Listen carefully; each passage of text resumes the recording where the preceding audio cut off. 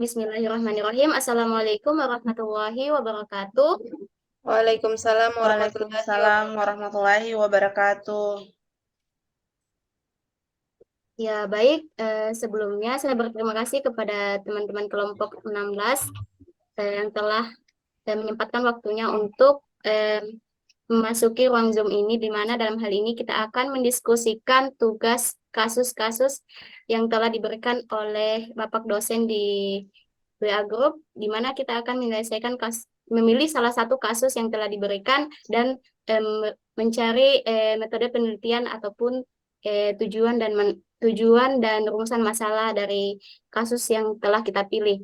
Nah, sebelumnya Bapak dosen telah memberikan kita beberapa eh, kasus yang akan kita pilih, salah satunya di mana di situ ada 5 kasus.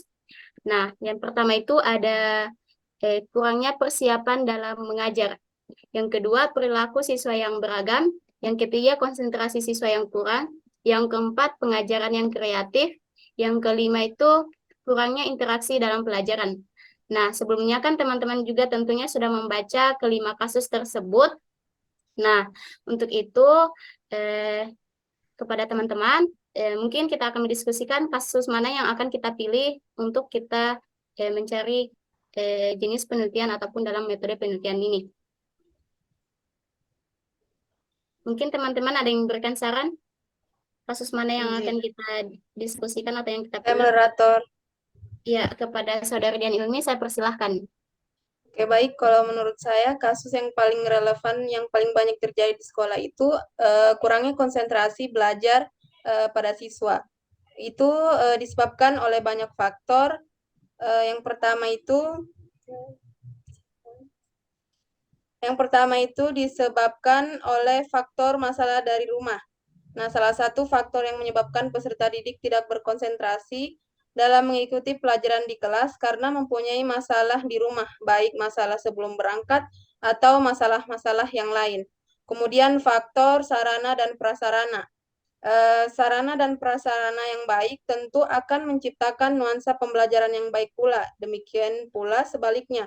Nah, contohnya itu di SD 66 Kendari ketika masa penugasan kampus mengajar angkatan 5, saya melihat masih ada beberapa bangunan yang lama pada sektor sarana dan prasarana yang masih sangat kurang sehingga berakibat pada konsentrasi belajar pada siswa. Kemudian yang ketiga itu karena metode yang digunakan itu tergolong membosankan. Nah, penggunaan metode yang tepat dengan pembelajaran dapat membantu mempercepat peserta didik dalam memahami materi yang diajarkan oleh guru. Nah, begitupun dengan penggunaan metode yang tidak sesuai akan membuat peserta didik menjadi jenuh atau bosan dalam mengikuti pembelajaran. Kemudian yang terakhir itu faktor lingkungan. Tidak dapat dipungkiri bahwa setiap lembaga pendidikan memiliki berbagai macam kendala dalam proses pembelajaran. Hal demikian pula terjadi pada SD 66 Kendari. Contohnya, pada saat saya mengikuti program kampus mengajar angkatan 5, yakni banyaknya hambatan yang dialami dalam proses peningkatan konsentrasi belajar siswa, salah satunya faktor lingkungan. Jadi di SD 66 Kendari itu banyak suara bising yang disebabkan oleh karena banyaknya kendaraan bermotor yang melintas. Oke, itu saya dari saya kembalikan kepada moderator. Ya baik, terima kasih atas penjelasan dari Saudari Dian Ilmi, di mana di situ Saudari Dian Ilmi tadi memberikan salah satu eh, kasus yang bisa kita ambil, yaitu konsentrasi siswa yang kurang ya. Jadi tadi juga Saudari Dian Ilmi telah memberikan penjelasannya terkait faktor atau penyebab dari konsentrasi siswa yang kurang ini, baik itu yang dialami sendiri maupun yang dari referensi ya. Ya, jadi Saudari Dian Ilmi memberikan eh, saran bagaimana kalau kita mengambil kasus yang pada nomor 3 yaitu konsentrasi siswa yang kurang. Nah, untuk itu saya persilakan kepada Saudari Siti Rahani mungkin bisa memberikan sarannya juga atau memberikan pendapatnya terkait kasus mana yang akan kita pilih untuk diselesaikan. Baik, moderator. Jadi setelah saya membaca kelima kasus tersebut, saya sependapat dengan Dian Ilmi di mana konsentrasi siswa yang kurang itu menjadi permasalahan yang sering terjadi dalam pembelajaran karena konsentrasi siswa kan merupakan kunci utamanya di mana siswa bisa memahami pembelajaran di kelas. Nah, seperti yang disebutkan tadi konsentrasi siswa yang kurang itu biasanya sering terjadi karena ada faktor lingkungan, kadang kayak teman yang ribut, jadi konsentrasinya siswa dalam pembelajaran itu kurang kurang bisa memahami pembelajaran pada saat guru menjelaskan. Jadi saya sependapat dengan saudari Dian Ilmi bahwa konsentrasi siswa yang kurang itu masuk dalam kasus yang sering terjadi dalam pembelajaran. Iya, baik. Terima kasih Saudari Siti Rohani, di mana pendapat dari Saudari Siti Rohani ini sejalan dengan Saudari Dian Ilmi, di mana kasus yang perlu kita ambil atau yang mungkin bisa dapat kita ambil yaitu kasus yang ketiga, yaitu konsentrasi siswa yang kurang. Nah, kalau untuk saya mungkin sependapat dengan Saudari Dian Ilmi ataupun Saudari Siti Rohani, tapi di sini juga saya tertarik dengan kasus yang pertama, yaitu kurangnya persiapan dalam mengajar. Nah, di sini berkaitan dengan persiapan guru yang masih kurang dalam persiapan dalam mengajar, yang dapat merugikan siswa itu secara akademis.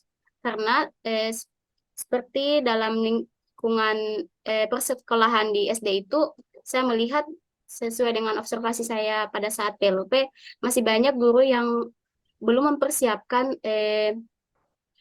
perangkat pembelajaran ataupun media dalam melakukan pembelajaran di kelas. Jadi mereka itu hanya memberikan materi pembelajaran melalui bacaan buku siswa, tanpa harus adanya rencana pelaksanaan pembelajaran seperti RPP ataupun media-media yang dipersiapkan. Itu masih sangat kurang. Jadi itu salah satu kasus yang mungkin bisa kita ambil juga, tapi kan di sini kita hanya memilih satu kasus yang perlu kita ambil. Jadi bagaimana teman-teman?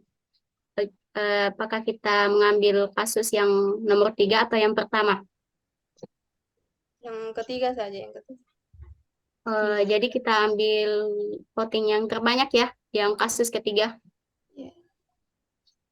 Ya, jadi bagaimana, sudah setuju kita ambil kasus yang ketiga yaitu konsentrasi siswa yang kurang?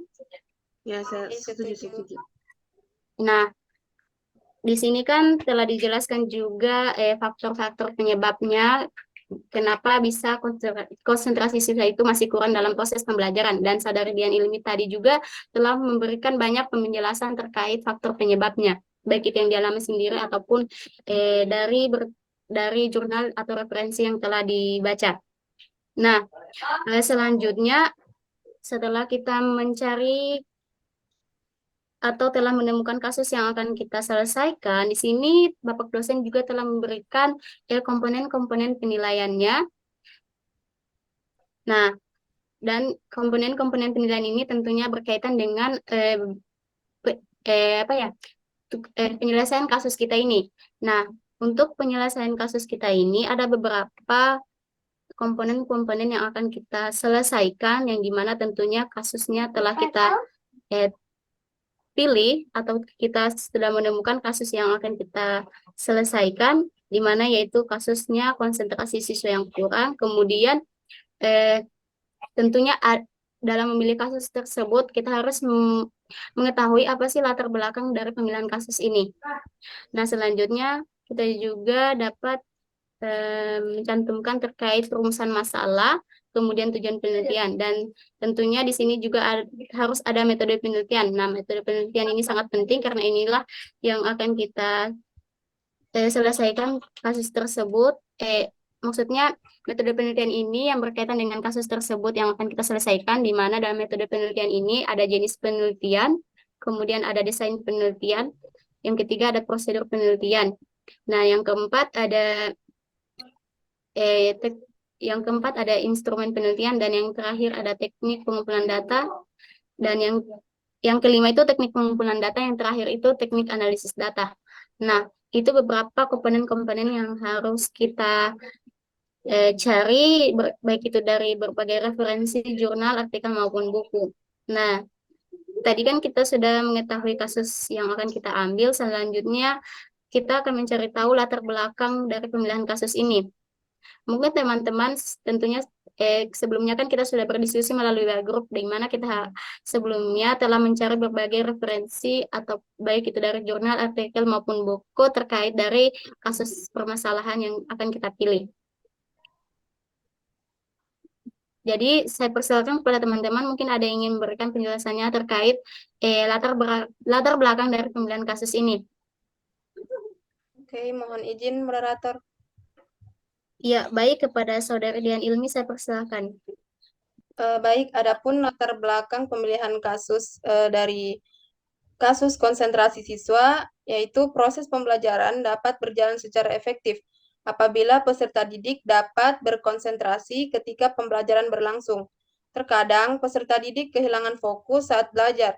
Nah, hal ini itu dipengaruhi oleh beberapa faktor, diantaranya motivasi yang didapatkan oleh peserta didik, keinginan yang besar terhadap sesuatu, situasi tekanan yang mengancam, kurangnya minat dan motivasi terhadap pelajaran, keadaan fisik, psikis, emosional, pengalaman, serta lingkungan sekitar peserta didik. Nah, menurut Khotimah tahun 2020, konsentrasi itu merupakan kemampuan yang dimiliki oleh peserta didik dalam memusatkan perhatian dalam rentang waktu yang lama, dalam rangka penyelesaian tugas dan tidak terganggu oleh banyaknya gangguan, baik itu berasal dari luar maupun dari dalam diri siswa. Nah, konsentrasi ini itu sangat berperan penting juga dalam proses pembelajaran di kelas, bertujuan agar kompetensi yang diharapkan dapat dikuasai oleh peserta didik. Nah, konsentrasi juga itu merupakan prasyarat yang harus dimiliki oleh siswa untuk dapat belajar serta dapat mencapai tujuan pembelajaran yang telah ada. Nah, permasalahan konsentrasi siswa dalam belajar yakni dapat dilihat ketika siswa itu merasa bosan di saat pembelajaran berlangsung. Nah, hal ini itu disebabkan oleh kegiatan yang dilakukan di dalam kelas yang cenderung tidak menarik bagi siswa. Ketidakmenarikan yang dirasakan akan membuat peserta didik itu merasa bosan dengan kegiatan yang dilakukan, sehingga siswa itu akan melakukan kegiatan yang dianggap menarik. Oke, itu saja dari saya kembalikan kepada moderator. Ya, baik, terima kasih kepada Saudara Dian Ilmi atas penjelasannya terkait latar belakang pemilihan kasus. Mungkin kepada Saudara Siti Rohani ada yang ingin disampaikan terkait latar belakang dari pemilihan kasus ini?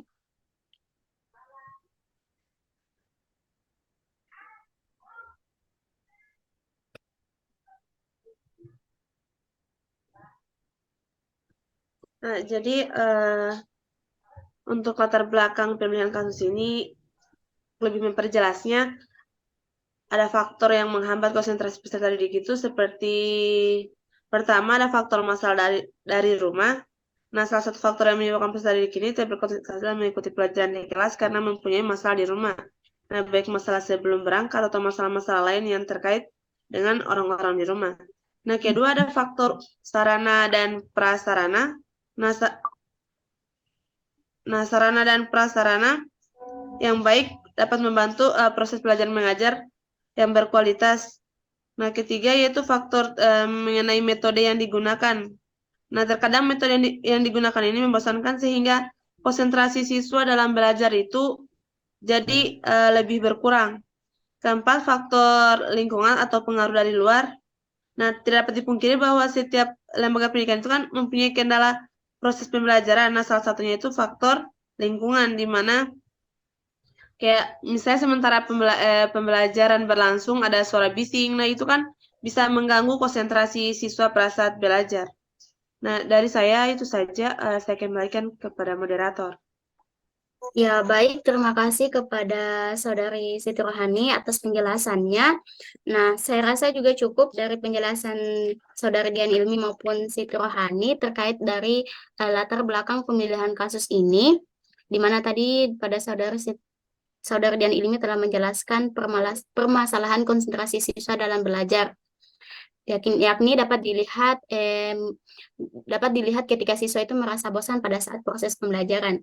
Hal ini disebabkan karena pembelajaran yang berlangsung itu cenderung tidak menarik atau membuat siswa merasa bosan. Nah, tadi juga telah dijelaskan oleh Saudara Siti Rohani terkait faktor-faktor penyebab dari konsentrasi siswa yang kurang ini, baik itu faktor dari masalah rumah, dari sarana prasarana, dan maupun dari lingkungan. Nah, selanjutnya kita akan membahas tentang rumusan masalah dan tujuan penelitian dari kasus tersebut. Mungkin teman-teman ada yang memberikan saran ataupun penjelasannya terkait rumusan masalah dan tujuan penelitian, karena rumusan masalah dan tujuan penelitian ini saling berkaitan. Jadi langsung satu kali saja. Kepada teman-teman saya persilahkan. Izin moderator. Ya, kepada Saudara Dian Ilmi saya persilahkan. Oke, baik. Dari uraian kasus dan latar belakang pemilihan kasus, adapun rumusan masalah dalam penelitian ini adalah bagaimana meningkatkan konsentrasi belajar peserta didik dalam pembelajaran di dalam kelas. Nah, untuk tujuannya sendiri itu berdasarkan rumusan masalah, maka tujuan dari penelitian ini adalah untuk meningkatkan konsentrasi belajar peserta didik dalam pembelajaran di dalam kelas. Baik, itu saja dari saya kembalikan kepada moderator. Iya, baik. Terima kasih kepada Saudara Dian Ilmi atas penjelasannya terkait rumusan masalah maupun tujuan penelitian. Saya rasa yang disampaikan dari Saudara Dian Ilmi tadi itu sudah sangat baik. Dan sebelumnya saya persilakan pada Saudara Siti Rohani bagaimana ada yang memberikan pendapatnya atau sudah sepakat dengan penyampaian dari Saudara Dian Ilmi tadi? Baik, saya sepakat dengan rumusan masalah dan tujuan yang telah diajukan oleh Saudari Dian Ilmi mengenai bagaimana meningkatkan konsentrasi belajar peserta didik dalam pembelajaran dalam kelas. Ya, baik. Terima kasih kepada Saudara Siti Rohani. Saya rasa juga sudah sangat baik apa yang disampaikan, ya, di mana rumusan masalah yang akan kita ambil terkait dengan pemilihan kasus ini, yaitu bagaimana meningkatkan konsentrasi belajar peserta didik dalam pembelajaran di dalam kelas. Kemudian untuk tujuan penelitiannya tentunya berkaitan, yaitu untuk meningkatkan konsentrasi belajar peserta didik di dalam proses pembelajaran dalam kelas. Selanjutnya kita akan mendiskusikan terkait metode penelitian. Nah, dalam metode penelitian tadi ini sudah saya sampaikan di mana ada jenis penelitian, desain penelitian, prosedur penelitian, instrumen penelitian, teknik pengumpulan data, dan teknik analisis data.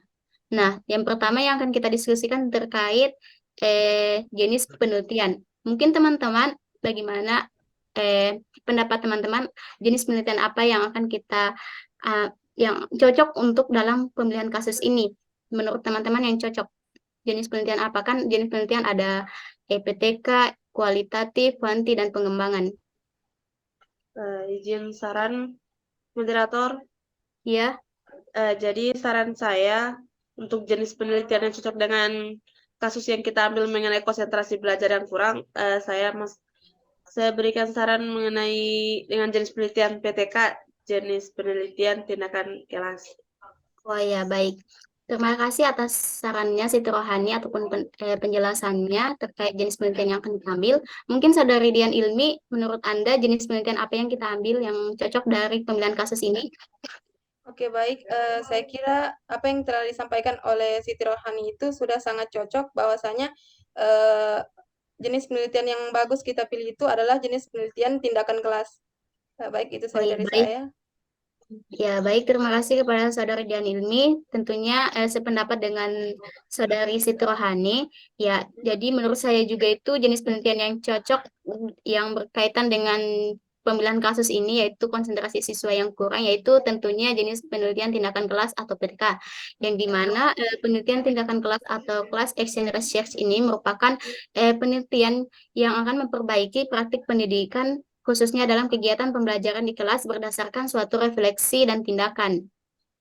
Selain itu, berdasarkan jurnal yang saya baca, di mana menurut Kusnandar tahun 2008 ayat 46, di mana menjelaskan PTK merupakan penelitian tindakan yang dilakukan oleh guru sekaligus sebagai peneliti di kelasnya atau bersama-sama dengan orang lain atau kolaborasi dengan jalan merancang, melaksanakan, merefleksikan tindakan secara kolaboratif proses pembelajaran di kelasnya melalui suatu tindakan tertentu dalam suatu siklus, dalam suatu siklus. Nah, Stop dulu nah. kita tunggu. Kita mau keluar dulu kah? Iya, Iya, keluar mungkin. baru Oh, iya. ulang tuh. Ya, baik teman-teman. Langsung saja kita akan melanjutkan diskusi kita tadi karena terhalang oleh waktu Zoom yang terbatas, di mana tadi kita sudah sepakat mengenai jenis penelitian yang cocok dalam pemilihan kasus ini, yang dimana kita sudah sepakat mengambil jenis penelitian tindakan kelas atau PTK. Tadi juga saya sudah menjelaskan terkait pengertian dari jenis penelitian PTK ini. Nah, selanjutnya kita akan mendiskusikan terkait desain penelitian. Untuk itu tentunya dalam desain penelitian ini berkaitan dengan desain penelitian tindakan kelas yang telah kita pilih tadi. Nah, berdasarkan jurnal yang saya baca, di mana menurut di mana dalam model PTK ini memiliki langkah pelaksanaan yang berbeda, di mana penelitian ini menggunakan langkah-langkah PTK menurut Kemis dan MC Tergard yang meliputi perencanaan, tindakan, observasi, dan refleksi. Selain itu, menurut Sanjaya tahun 2011, di mana penelitian tindakan kelas ini dilaksanakan dalam 2 siklus sesuai dengan langkah-langkah PTK yang menurut Kemis dan MC Tergard. Nah, di mana tadi saya sudah jelaskan terkait langkah-langkah PTK, yaitu terdiri dari perencanaan, tindakan, observasi, dan refleksi. Nah, untuk itu saya persilakan kepada teman-teman yang lain. Mungkin ada yang ingin memberikan penjelasannya terkait desain penelitian ini, atau sudah sepakat dengan apa yang saya sampaikan? Sepakat. Sepakat. Ya, jadi seperti yang saya jelaskan tadi itu dalam desain penelitian ini yang berkaitan dengan langkah-langkah PTK atau penelitian tindakan kelas ini, yaitu terdiri dari perencanaan, tindakan, observasi, dan refleksi. Nah, selanjutnya teman-teman kita akan mendiskusikan terkait prosedur penelitian. Nah, dalam prosedur penelitian ini berkaitan dengan jurnal yang saya baca, di mana jenis penelitian yang digunakan adalah jenis penelitian tindakan kelas.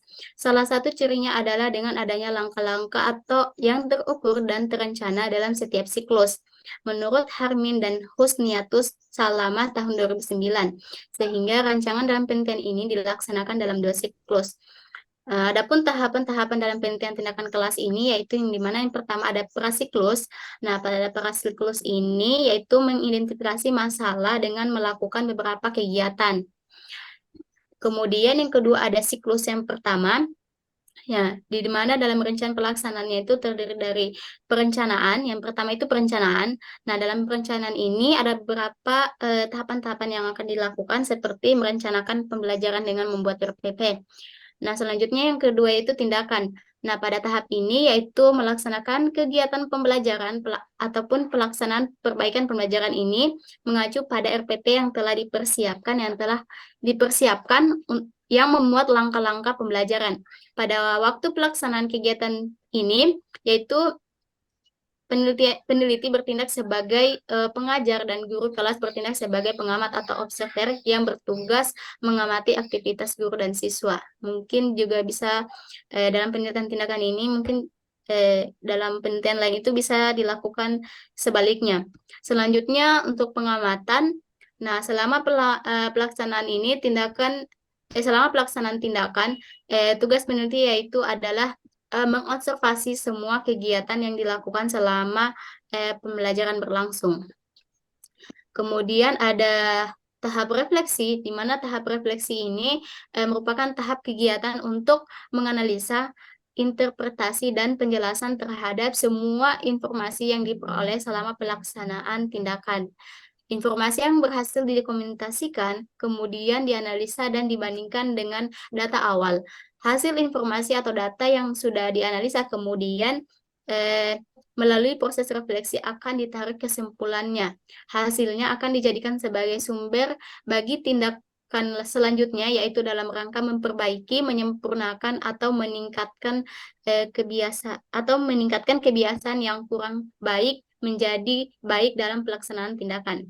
Kemudian ada siklus 2. Nah, tentunya pada prinsipnya semua kegiatan siklus 2 ini sama dengan kegiatan pada siklus 1. Nah, di siklus 2 ini merupakan perbaikan dari siklus pertama. Nah, selanjutnya kita akan sebelumnya itulah tadi penjelasan terkait dari prosedur penelitian yang telah saya sampaikan. Untuk itu saya persilakan kepada teman-teman yang lain, mungkin ada yang ingin memberikan pendapatnya terkait atau penjelasannya terkait dari prosedur penelitian ini. Oke, baik. Mungkin Saya kira sudah cukup jelas penjelasan dari Saudari Delvira Ayu. Saya kembalikan kepada Saudari. ya baik, terima kasih kepada Saudara Dian Ilmi. Mungkin kepada Saudara Siti Rohani bagaimana? Ya, saya sepakat apa yang tadi disampaikan oleh Saudari Delvira Ayu. Ya, baik. Terima kasih kepada Saudara Siti Rohani maupun Dian Ilmi atas responnya. Jadi, berkaitan dengan penjelasan saya terkait prosedur penelitian tadi itu ada siklus pertama dan siklus 2. Nah, untuk siklus pertama dan siklus 2 tadi ini saya sudah juga menjelaskan terkait tahapan-tahapan di dalamnya. Nah, mungkin selanjutnya kita akan mendiskusikan terkait instrumen penelitian. Nah, untuk itu kepada teman-teman yang lain, kepada Saudara Siti Rohani ataupun Dian ini mungkin ada yang memberikan penjelasannya terkait instrumen penelitian ini. Saya persilahkan. Izin moderator. Ya, kepada Saudara Siti Rohani saya persilahkan. Jadi untuk instrumen penelitiannya, di mana saya baca jurnal, menurut Sugiono tahun 2011 di halaman 102, mengungkapkan bahwa instrumen penelitian kan adalah suatu alat yang digunakan untuk mengukur fenomena alam maupun sosial yang diamati. Nah, di sini instrumen penelitiannya saya memilih 2, yaitu ada lembar observasi dan pedoman wawancara, di mana untuk lembar observasi ini berupa daftar cek sebagai acuan pelaksanaan observasi, di mana penelitian ini menggunakan 2 jenis lembar observasi. Yang pertama yaitu lembar observasi untuk mengamati konsentrasi belajar siswa dalam proses pembelajaran dengan menggunakan teknik Wistim, dan kedua itu adalah lembar observasi untuk mengamati aktivitas guru dalam proses pembelajaran yang menggunakan teknik Wistim. Nah, untuk kisi-kisi lembar observasi konsentrasi belajar ini dikembangkan berdasarkan teori indikator konsentrasi belajar oleh Samsudin tahun 2005, sedangkan kisi-kisi lembar observasi aktivitas guru itu dikembangkan berdasarkan teori langkah pembelajaran Wisdom menurut Silberman. Nah, untuk pedoman wawancaranya disusun sebagai pedoman untuk melakukan wawancara kepada guru tentang konsentrasi belajar siswa saat diberi pelaksanaan pembelajaran dan menggunakan teknik Wisdom. Baik, itu saja saya kembalikan kepada moderator. Ya, baik. Terima kasih atas penjelasannya kepada Saudara Siti Rohani terkait instrumen penelitian, di mana tadi telah dijelaskan ada beberapa instrumen penelitian, yaitu ada lembar observasi dan pedoman wawancara. Kepada teman-teman lain, mungkin Saudara Dian Ilmi ada yang memberikan penjelasannya terkait instrumen penelitian ini. Saya kira sudah cukup jelas apa yang sudah disampaikan oleh Saudari Siti Rohani. Saya kembalikan kepada moderator. Ya, baik. Terima kasih kepada Saudari Dian Ilmi atas responnya. Saya rasa juga apa yang disampaikan oleh Saudari Siti Rohani tadi itu sudah cukup terkait instrumen penelitian, yaitu ada lembar observasi, di mana lembar observasi ini berupa daftar cek sebagai acuan pelaksanaan observasi. Nah, kemudian pada pedoman wawancara ini, yaitu disusun sebagai pedoman untuk melakukan wawancara kepada guru tentang konsentrasi belajar siswa saat diberi pelaksanaan pembelajaran. Nah, selanjutnya kita beralih atau kita akan mendiskusikan terkait teknik pengumpulan data. Mungkin kepada teman-teman yang lain ada yang ingin memberikan penjelasannya terkait teknik pengumpulan data ini. Saya persilahkan. Oke, mohon izin moderator. Ya, baik, kepada Saudari Dian Ilmi saya persilahkan. Oke, baik. Saya akan melanjutkan jadi teknik pengumpulan data. Nah, di sini menurut Suharsimi Arikunto tahun 2010, teknik pengumpulan data adalah cara yang digunakan oleh peneliti untuk memperoleh data yang dibutuhkan. Pengumpulan data dalam penelitian ini menggunakan beberapa teknik, yaitu observasi dan wawancara. Yang pertama, observasi. Observasi atau pengamatan adalah teknik mengumpulkan data dengan cara mengamati setiap kejadian yang sedang berlangsung, serta mencatat dengan alat observasi tentang hal-hal yang akan diamati atau diteliti. Kemudian wawancara. Wawancara adalah metode pengumpulan data dengan cara mengajukan pertanyaan secara lisan kepada subjek yang diteliti. Oke, baik, itu saja dari saya kembalikan kepada moderator. Ya, baik. Terima kasih atas penjelasannya dari Saudara Dian Ilmi. Selanjutnya, saya persilakan mungkin kepada Saudara Siti Rohani, ada yang ingin memberikan penjelasannya atau pendapatnya terkait teknik pengumpulan data ini. Jadi, baik, terima kasih moderator. Untuk teknik pengumpulan datanya ini, saya sepakat dengan yang disampaikan oleh Saudari Dian Ilmi, yaitu dengan menggunakan dua teknik, yang observasi dan wawancara. Ya, Saya baik. kembali Terima ke kasih. moderator. Ya, baik. Terima kasih atas responnya, Saudara Siti Rohani. Yang dimana dalam teknik pengumpulan data ini, saya juga sepakat dengan apa yang disampaikan oleh Saudara Dian Ilmi, yaitu terdiri dari observasi dan wawancara. Nah, seperti yang telah disampaikan tadi, dalam teknik pengumpulan data ini dengan cara mengamati dalam kegiatan observasi, yaitu dengan cara mengamati setiap kejadian yang sedang berlangsung dan serta mencatat alat observasi yang diamati dalam proses pembelajaran. Kemudian pada teknik wawancara ini, seperti yang telah dijelaskan tadi, yaitu teknik dalam mengumpulkan data dengan cara mengajukan pertanyaan secara lisan kepada subjek yang akan diteliti.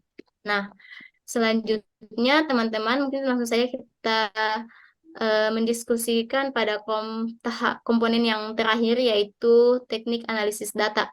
Untuk itu saya persilakan kepada teman-teman yang lain, apakah ada yang ingin memberikan penjelasannya terkait teknik analisis data ini? Saya persilakan.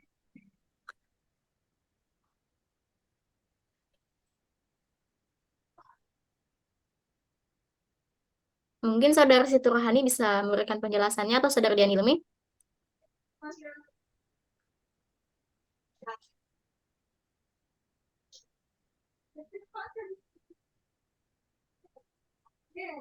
Baik, izin moderator.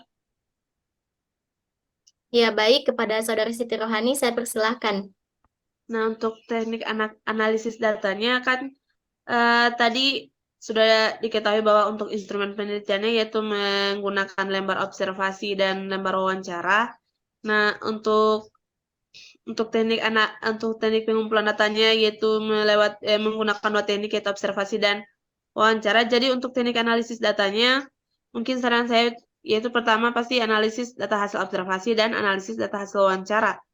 Di mana untuk data hasil observasi ini menggunakan statistik deskriptif atau indikator jawabannya itu kayak iya diberi skor, habis itu jawabannya tidak, begitu-begitu. Nah, kalau untuk analisis hasil wawancaranya itu dengan membandingkan hasil observasi konsentrasi belajar siswa yang diperoleh subjek setelah dikenai tindakan. Kemudian pembahasannya secara kualitatif dari pengamatan terhadap konsentrasi belajar siswa dan aktivitas guru selama proses pembelajaran pada saat diwawancara.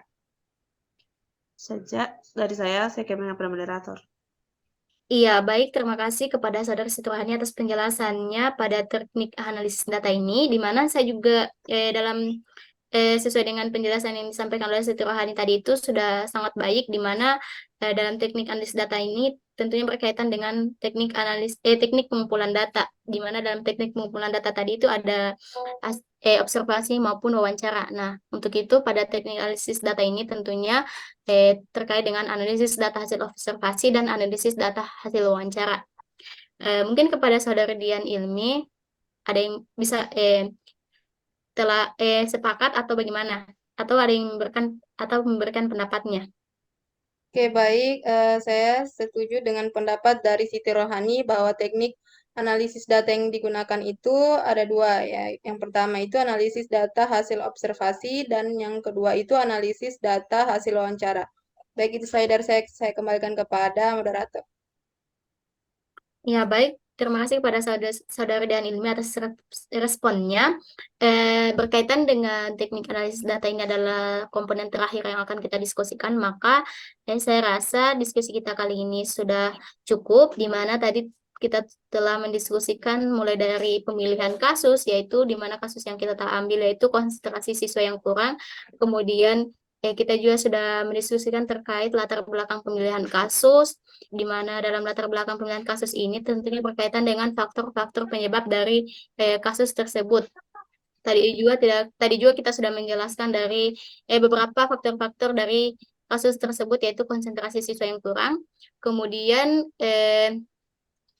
juga kita sudah membahas tentang rumusan masalah dari pemilihan kasus ini, yang dimana rumusan masalahnya itu tentunya berkaitan bagaimana meningkatkan konsentrasi belajar peserta didik dalam proses pembelajaran di kelas. Kemudian untuk tujuan penelitiannya itu tentunya berkaitan dengan rumusan masalah. Selanjutnya kita tadi juga sudah menjelaskan atau mendiskusikan terkait metode penelitian, di mana dalam metode penelitian ini ada jenis penelitian. Nah, tadi juga kita sudah sepakat untuk mengambil jenis penelitian tindakan kelas atau PTK. Selanjutnya untuk desain penelitian ini tentunya berkaitan dengan jenis penelitian tindakan kelas, yaitu terdiri dari beberapa tahap yang dimana ada perencanaan, tindakan, observasi, dan refleksi.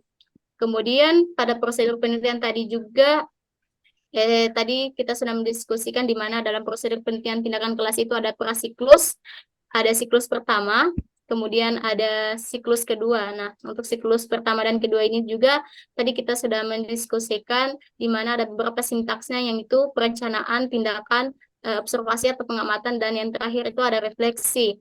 Selanjutnya, tadi juga kita sudah mendiskusikan terkait instrumen penelitian, yaitu ada lembar observasi dan pedoman wawancara. Nah, untuk teknik pengumpulan data dan analisis data ini, yaitu ada dua, yaitu observasi dan wawancara. Tadi juga saudara Siti Rohani sudah menjelaskan terkait penjelasan dari teknik observasi maupun wawancara.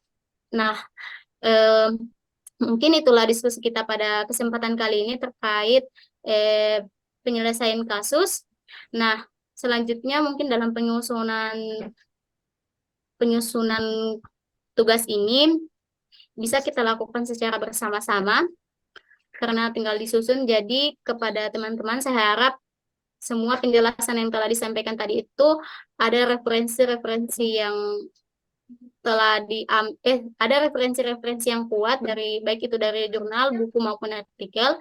Mungkin bisa kita diskusikan untuk lebih mengefisienkan waktu, itu bisa kita diskusikan melalui WhatsApp grup saja.